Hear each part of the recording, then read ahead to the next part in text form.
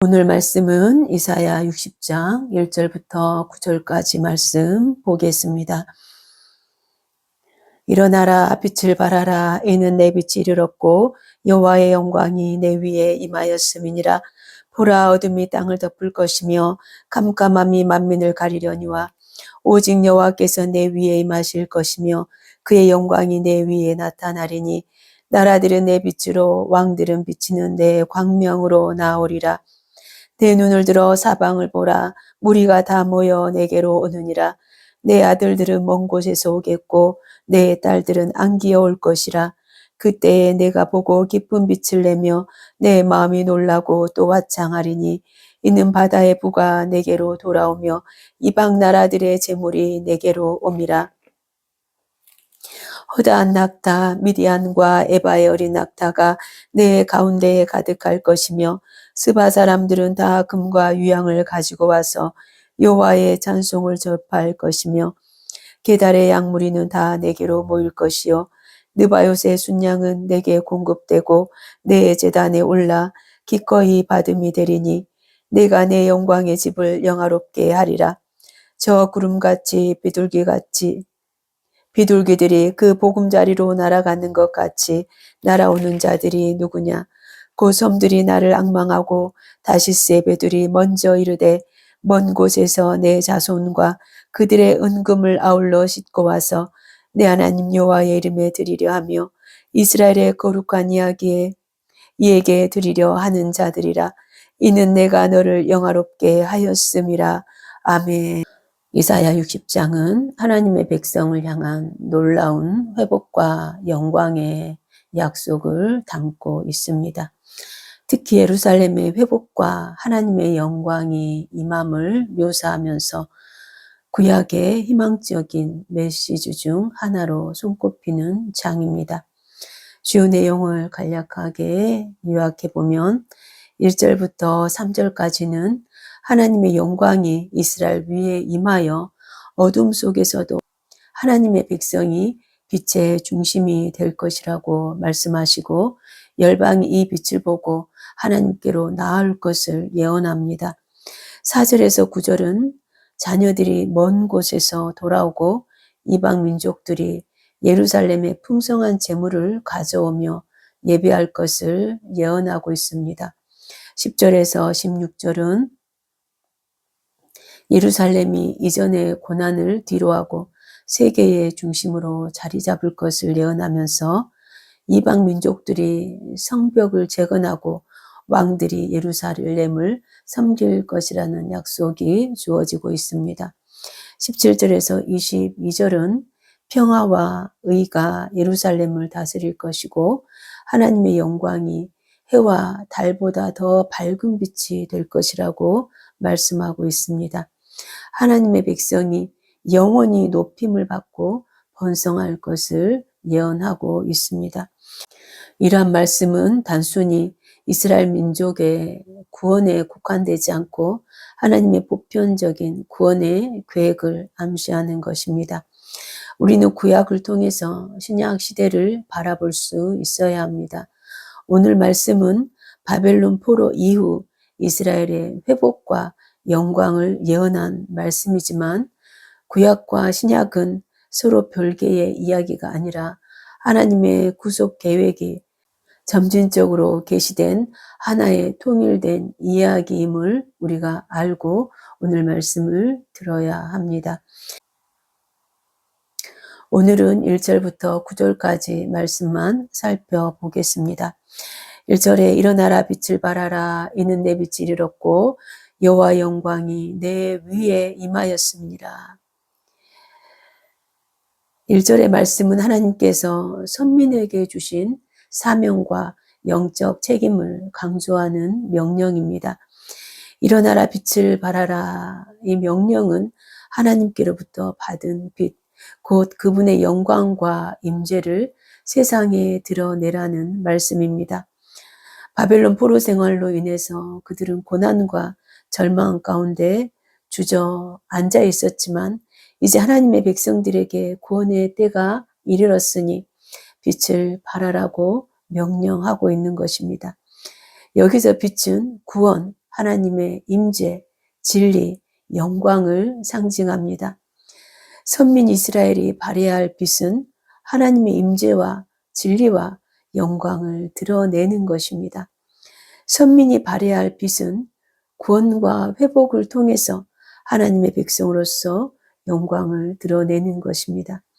그리하여 열방이 하나님을 알고 하나님께 돌아오도록 해야 하는 것이 이스라엘의 사명입니다. 그들이 빛을 발해야 하는 근거는 그들의 빛이 이르렀기 때문입니다. 성경은 내 빛이 이르렀다 이렇게 선언하고 있습니다. 내 빛이 이르렀다는 것은 하나님의 구원의 때가 도래했음을 선언하는 것입니다. 이는 하나님의 구원과 영광이 임했음을 나타내는 것이고 이스라엘 백성이 포로에서 해방되고 하나님의 계획이 성취되며 회복이 시작되었음을 뜻하는 것입니다. 더 나아가서는 하나님께서 이스라엘을 회복시키고 열방에 하나님의 영광을 나타내는 도구로 사용하실 것을 예언한 말씀입니다. 이 말씀은 신약에 와서 예수 그리스도를 통해서 성취되었습니다. 빛 대신 예수 그리스도는 이스라엘 가운데 나시고 이 복음이 예루살렘에서 시작하여 전 세계적으로 확산되었습니다. 내 빛이 이르렀다는 것은 하나님의 백성이 더 이상 어둠과 절망 속에 머물지 않아도 된다는 소망의 메시지입니다. 여호와의 영광이 임했다는 것은 하나님의 임재와 권능이 이스라엘 위에 나타났다는 뜻입니다. 여호와의 영광은 성경에서 하나님의 본질, 임재, 권능, 거룩함, 그리고 하나님의 뜻이 드러나는 모든 것을 총칭하는 표현입니다. 이는 단순히 하나님의 한 속성을 가리키는 것이 아니라 하나님이 누구신가를 온전히 나타내는 것입니다. 성경에서 하나님의 영광이 어떻게 사용되고 있는지 우리가 살펴보므로 하나님의 영광이 추상적으로 느껴지는 것이 아니라 우리가 실질적으로 느껴지기를 원합니다. 출애굽기 40장 34절에서 35절에는 이스라엘 백성이 광야에서 성막을 지었을 때 구름과 불의 형태로 하나님의 영광이 임했습니다. 이사야 6장 3절에서는 이사야가 하나님을 보았을 때 온 땅에 여호와의 영광이 충만하다 이렇게 선언하는 천사들의 찬송을 들었습니다. 출애굽기 14장 17절에서 18절에서는 홍해를 가르고 이스라엘을 구원하신 사건도 하나님의 영광을 드러내는 역사적인 사건입니다. 여기서 하나님의 영광은 능력과 권능으로 나타나고 있습니다. 이사야 60장 1절에 오늘 말씀은 하나님의 영광이 임하여 이스라엘을 회복시키는 모습으로 묘사되고 있습니다. 여기서는 구원과 은혜의 성취입니다. 신약에서는 여호와의 영광이 예수 그리스도 안에서 완전하게 성취되었다고 말씀하고 있습니다. 요한복음 1장 14절에 말씀이 육신이 되어 우리 가운데 거하심에 우리가 그 영광을 보니 아버지의 독생자의 영광이요 은혜와 진리가 충만하더라 이렇게 말씀하고 있습니다. 예수님은 하나님의 영광을 인간에게 드러내는 분이고 그분의 구원 사역을 통하여서 하나님의 영광이 온전히 나타나고 실현되었습니다. 고린도전서 10장 31절에는 그런즉 너희가 먹든지 마시든지 무엇을 하든지 다 하나님의 영광을 위하여 하라 이렇게 말씀하고 있습니다. 성도는 하나님의 성품과 말씀을 세상에 반영함으로써 그분의 영광을 나타내는 자입니다. 여호와의 영광은 이처럼 하나님의 뜻이 드러나는 것을 총칭하는 표현입니다. 여호와의 영광이 임한 하나님의 백성들은 그 하나님의 영광을 드러내야 하는 사명을 받은 것입니다. 하나님의 백성이 받은 구원의 빛은 자신들만의 것이 아니라 열방 가운데 퍼져 나가야 하는 구원의 빛입니다. 2절에 보라 어둠이 땅을 덮을 것이며 캄캄함이 만민을 가리려니와 오직 여호와께서 내 위에 임하실 것이며 그의 영광이 내 위에 나타나리니 이렇게 말씀합니다. 2절에서는 어둠 가운데서 하나님의 영광이 그들 위에 임할 것을 강조하고 있습니다. 어둠이 땅을 덮을 것이며 캄캄함이 만민을 가리려니와 이러한 표현은 영적, 도덕적, 사회적 상태를 묘사하는 상징적인 표현입니다. 어둠은 하나님의 임재와 진리가 없는 상태입니다. 이스라엘 백성에게 있어서 어둠은 바벨론 포로 당시 경험했던 절망과 혼란을 상징합니다. 어둠은 미래에 대한 희망이 보이지 않는 상태입니다. 이는 죄와 불의로 인해서 인간이 하나님과 단절되고 자신의 힘으로는 소망을 찾을 수 없는 그러한 상태를 뜻합니다. 어둠과 캄캄함은 특정 민족이나 지역에 국한되지 않고 온 땅과 만민 가운데 있습니다. 어둠이 땅을 덮고 캄캄함이 만민을 가리는 상태는 구원받기 전 상태이고 하나님의 빛 없이 살아가는 이들의 상태인 것입니다. 이러한 상태에 놓인 인간은 자신의 힘으로 그 어둠을 빠져나올 수 없습니다. 이는 인류가 직면한 근본적인 영적 상태입니다. 이 문제를 해결하기 위해서 예수 그리스도께서 우리에게 빛으로 오신 것입니다. 그러나 온 세상이 어둠 가운데 있을지라도 하나님의 영광이 하나님의 백성 위에 임하실 것이라고 약속하고 있습니다. 하나님의 영광이 임한다는 것은 구원을 의미합니다. 어둠 가운데 빛이 임하면 빛은 물러가게 되어 있습니다. 비록 하나님의 백성이 어둠 가운데 살아가고 있지만 그곳에 하나님의 빛이 임하면 어둠은 물러가게 되고 하나님의 보호와 인도를 받게 되는 것입니다. 빛을 받은 빛의 자녀들은 빛의 삶을 살아가게 됩니다. 빛의 삶은 하나님의 영광을 드러내는 삶입니다. 하나님의 백성들이 빛을 발할 때 열방이 하나님을 알게 되고 하나님을 경배하기 위해 하나님께로 돌아오게 되는 것입니다. 3절에는 나라들은 내 빛으로 왕들은 비치는 내 광명으로 나오리라 말씀합니다. 여기서 나라들은 이스라엘을 제외한 모든 민족을 뜻하고 이방인이나 하나님을 알지 못하는 민족들을 지칭합니다.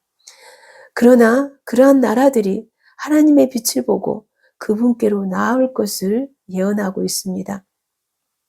이는 하나님의 구원이 이스라엘만의 것이 아니라 온 세상으로 확장될 것을 나타내는 말씀입니다.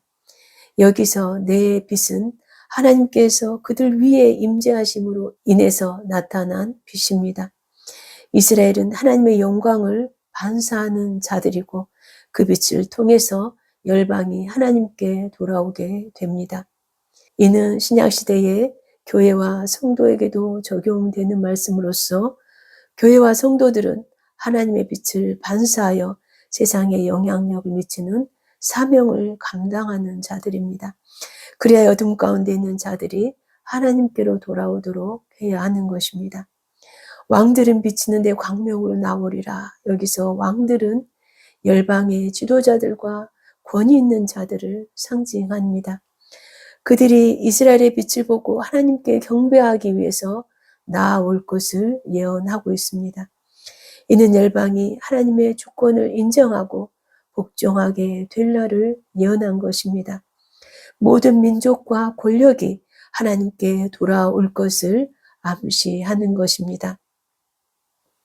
여기서 광명은 하나님의 영광과 구원을 상징합니다. 비치는 데 광명으로 나오리라는 말씀 역시 이스라엘과 하나님의 백성 위에 임한 하나님의 빛이 열방의 왕들과 민족들을 끌어들이는 역할을 하게 될 것을 예언하는 말씀입니다. 빛이 있는 곳에 생명이 모여들게 됩니다. 예루살렘에 임한 빛이 열방으로 퍼져나가게 되었고 열방에 세워진 교회와 성도들이 복음의 빛을 발할 때 열방이 주께로 돌아오게 되는 것입니다. 4절에 내 눈을 들어 사방을 보라 말씀합니다. 희망과 기대를 가지고 주위를 둘러보라는 초대입니다. 과거의 고난을 뒤로하고 하나님께서 이루실 회복의 역사를 목도하라는 말씀입니다. 또한 하나님의 약속이 성취되고 열방이 하나님께 나오는 모습을 보라는 것입니다. 무리가 다 모여 내게로 온다는 표현은 하나님의 백성이 흩어진 곳에서 다시 한자리에 모이게 될 것을 예언한 말씀입니다. 이는 바벨론 포로에서 돌아오는 유대인뿐 아니라 열방의 사람들이 하나님을 경배하고 예배하기 위해서 하나님의 임재가 있는 예루살렘으로 오게 될 것이라는 예언입니다.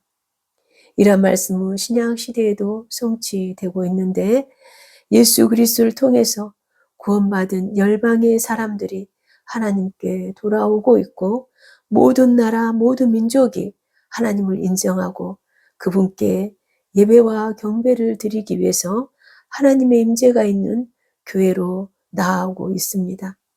이러한 말씀들을 통해서 우리는 신약시대의 교회의 부흥을 예고할 수 있는 것입니다. 5절에 그때에 내가 보고 기쁜 빛을 내며 내 마음이 놀라고 또 화창하리니 이는 바다의 부가 내게로 돌아오며 이방 나라들의 재물이 내게로 옵니다. 여기서 그때는 하나님의 구원의 약속이 성취되는 때입니다. 곧 하나님의 영광과 축복이 온전히 드러나는 순간입니다. 이때는 선민이 회복되고 하나님의 영광이 세상에 나타나는 때입니다.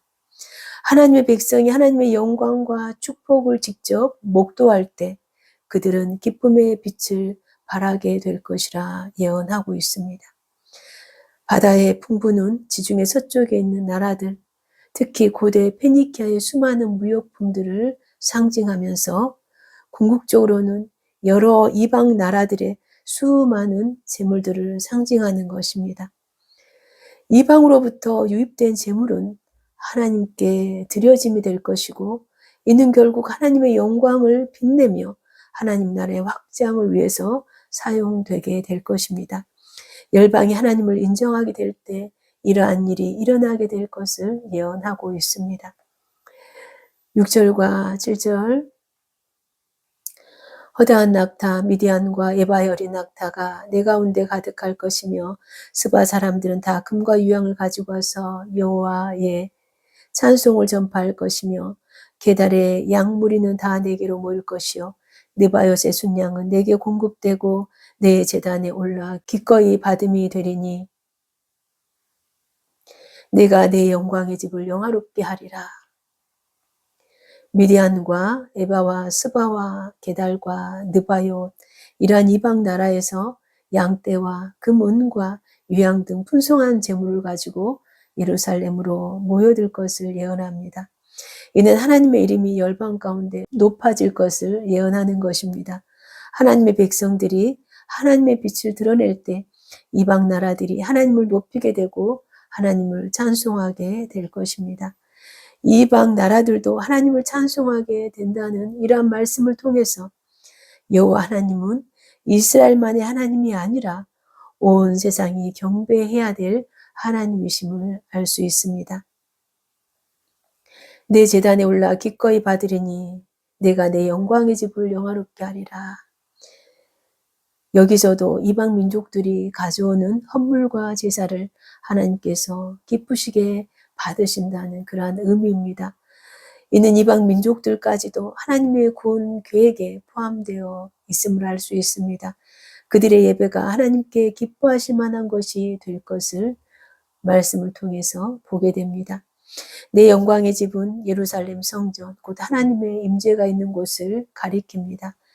이곳이 이방 민족들의 예배와 헌신으로 더욱 영화롭게 될 것이라 이렇게 예언하고 있습니다. 이러한 말씀은 또한 신약시대의 교회와 성도들을 통해서 예언이 성취되고 있습니다. 하나님은 교회와 성도를 통해서 하나님의 구원의 역사를 지금도 이어가고 있는 것입니다. 우리의 삶에도 이미 하나님의 구원의 빛이 임하였음을 선포합니다. 빛이 이르렀다는 선언은 하나님의 개입과 회복이 시작되었음을 선언하는 것입니다. 이는 하나님께서 우리 가운데 계시며 우리 삶에 역사하신다는 약속입니다. 우리는 때때로 삶의 무게에 눌려서 절망하고 좌절할 수 있습니다. 실패와 절망 속에서 또 방향을 잃을 때가 있습니다. 그러나 하나님은 우리에게 일어나 빛을 발하라 말씀하시는 것입니다. 구원받은 사람들은 그 안에 있는 하나님의 생명력으로 다시 일어나야 하는 것입니다. 하나님의 사람은 언제라도 하나님께서 준비하신 새로운 시작으로 나아가야 하는 것입니다. 하나님께서 보여주신 희망과 비전을 보고 앞으로 나아가는 것입니다. 하나님의 능력이 함께 하시기 때문에 두려움과 염려는 버려야 하는 것입니다.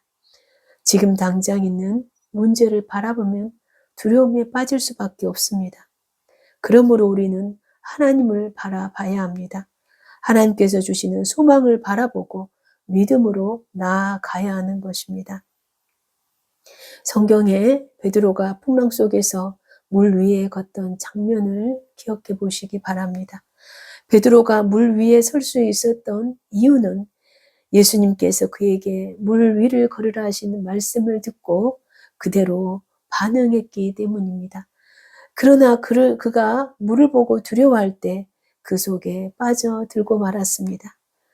구원은 우리의 능력이 아닌 하나님의 능력으로 되어지는 것입니다. 그러므로 자신을 바라보지 말고 현실을 바라보지 말고 하나님을 바라보시기 바랍니다.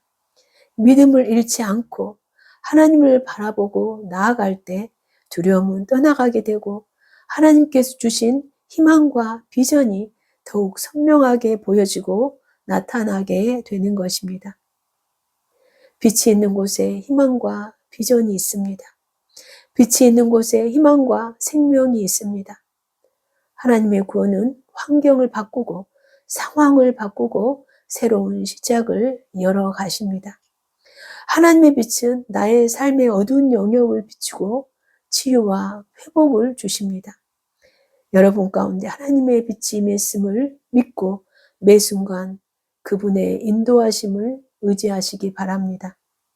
과거의 실패와 죄로부터 자유를 얻고 하나님의 빛을 따라가는 여러분들이 되기를 원합니다.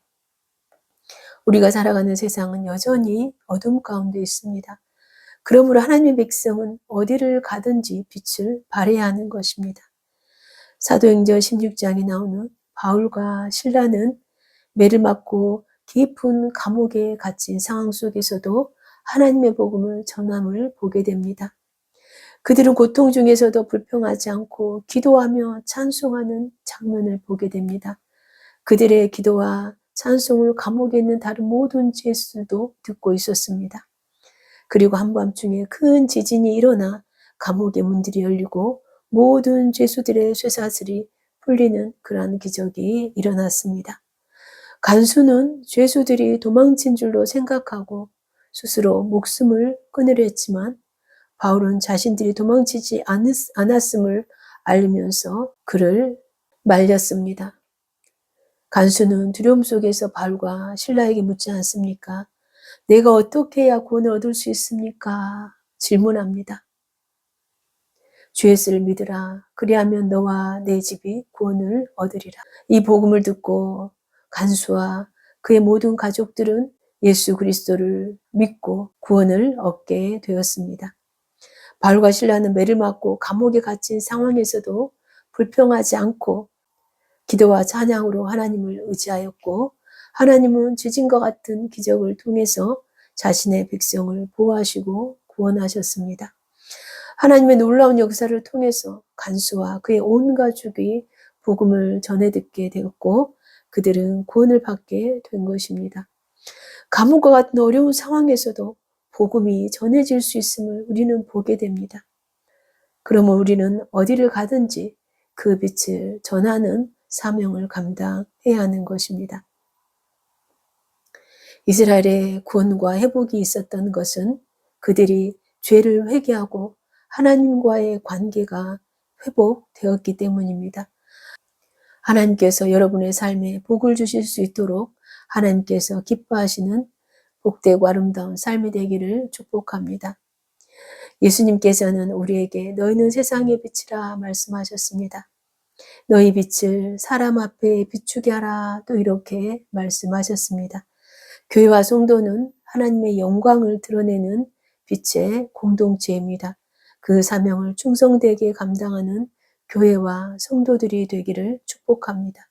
여러분을 통해서 구원의 열매가 풍성하기를 축복합니다. 무엇보다 우리가 빛을 발하기 위해서는 먼저 하나님과의 관계가 회복되고 온전해져야 합니다. 그러기 위해서는 하나님의 말씀을 묵상하고 기도하고 예배하는 삶을 놓쳐서는 안 됩니다. 하나님과의 관계가 아름답게 회복되기를 원하고 빛의 사명을 감당하는 교회와 성도들이 되기를 축복합니다.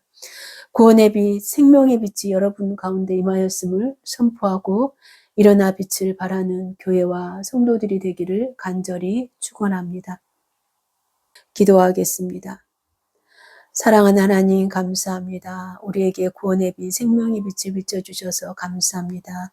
일어나 빛을 발하라고 하셨고 내 빛을 잃었다고 말씀하였사오니 이 말씀을 믿고 우리가 하나님의 믿음으로 반응하게 하여 주시옵소서. 그리고 세상 가운데 하나님 빛을 발하는 교회와 성도들 될 수 있도록 하여 주옵소서. 예수님께 하신 이름으로 간절히 기도 올리옵나이다. 아멘.